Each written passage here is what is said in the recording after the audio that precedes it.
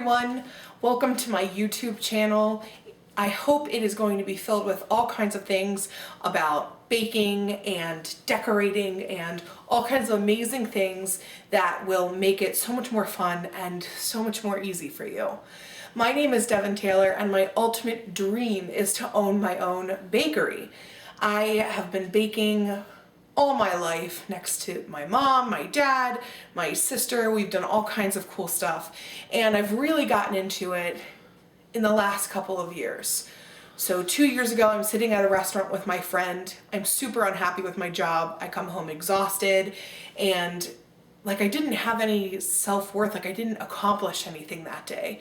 And I thought, what is the point of this? I said to her, I want to do and make money at things that I love. I love to bake and I love to sing and be on stage. So I do community theater and hopefully dinner theater at some point for fun, and that fulfills that. But I thought, why not bake? Why can't I do that for a living?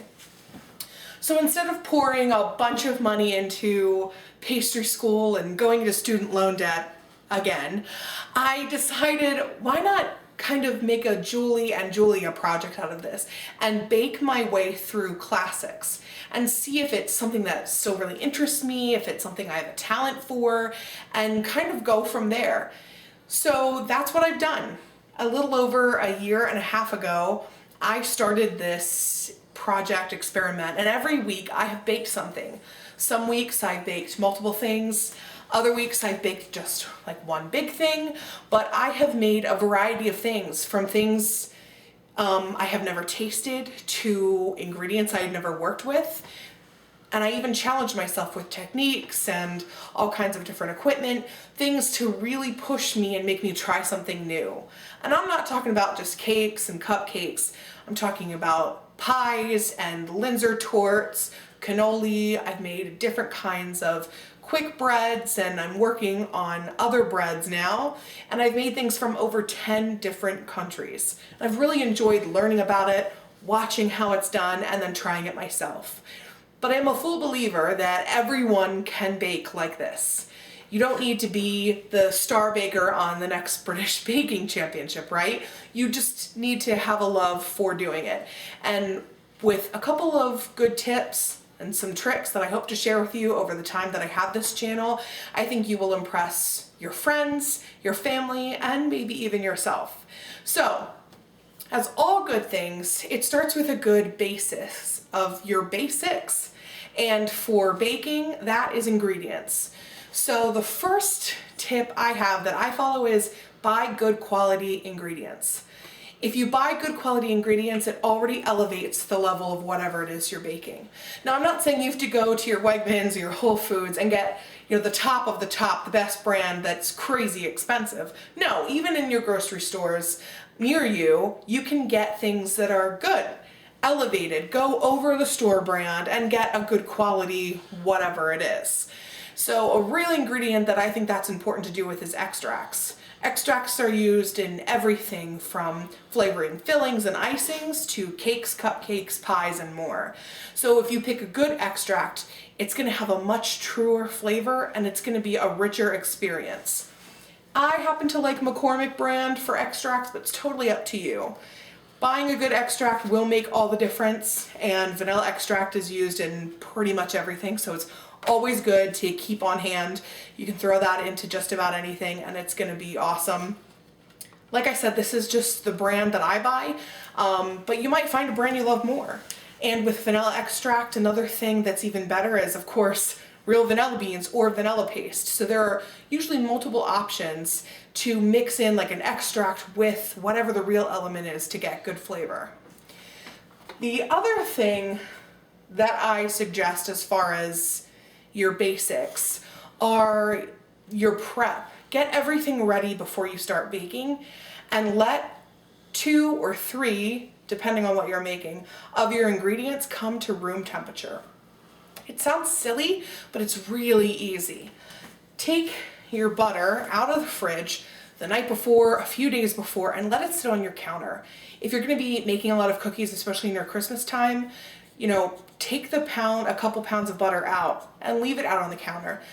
It's refrigerated at your grocery store, and yes, I keep some in my fridge here, but it can sit on the counter and be perfectly fine. So I always leave a couple sticks of butter out. It's perfect because I'm always making buttercream or throwing it into cookies, and this way it's going to be a lot easier to incorporate all your ingredients. You want to do the same thing with your eggs. A few hours before you're going to bake with them, set your eggs out and let them come to room temperature. That is going to help them mix into everything a lot quicker, and it's also going to allow you to beat whatever batter it is less, making it less overworked. We'll talk about that in a minute.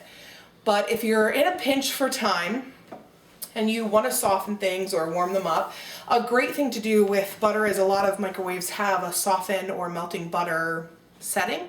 You can do that.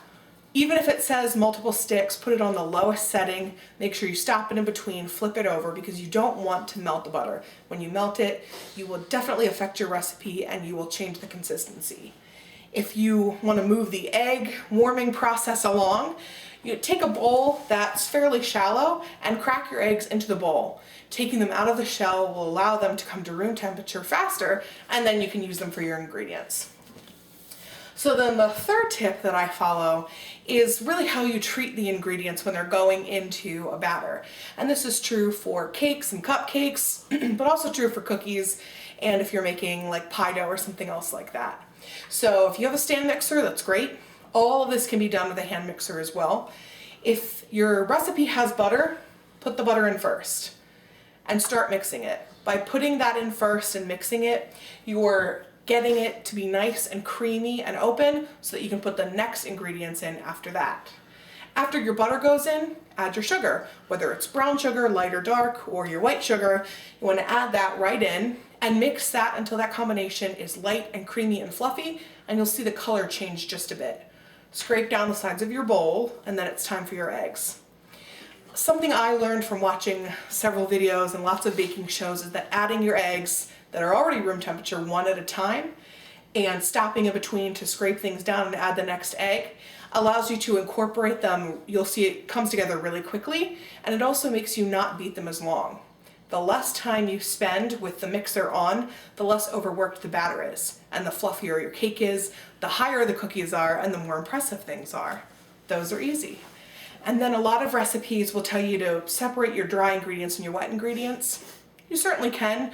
I do in some cases, but not all cases. I like to add whatever I'm going to use to help make it rise, whether it's baking soda or baking powder, in first, and any spices like cinnamon or nutmeg. Mix it up just a bit, and then I'll add my wet and dry ingredients alternating. Good rule of thumb is start and end with the same ingredient. So if I'm starting with my dry ingredients, I want to end with my dry ingredients and vice versa. It creates for a smoother transition and again, less overworking of your batter. So those are a couple of tips and tricks that you can use. They're easy, everyone can do them, and they have made my baking life a lot easier. So I'm thinking that our next video is going to be about bread. Something that has been intimidating me for a long time, and this week I am planning on conquering it, or at least some of it. So tune in next time. If you want to follow my baking page on Facebook, please do. It's called Sweet Notes Bakery. I'm going to put that in the description down below. You can follow me on Facebook as well. Find me on Instagram. I'm always posting pictures of different things that I do. And if you like this video, please give it a thumbs up and share. If you have any questions, feel free to post those in the comments. I hope to at some point do a whole video answering any questions that you all have. But until next time, happy baking!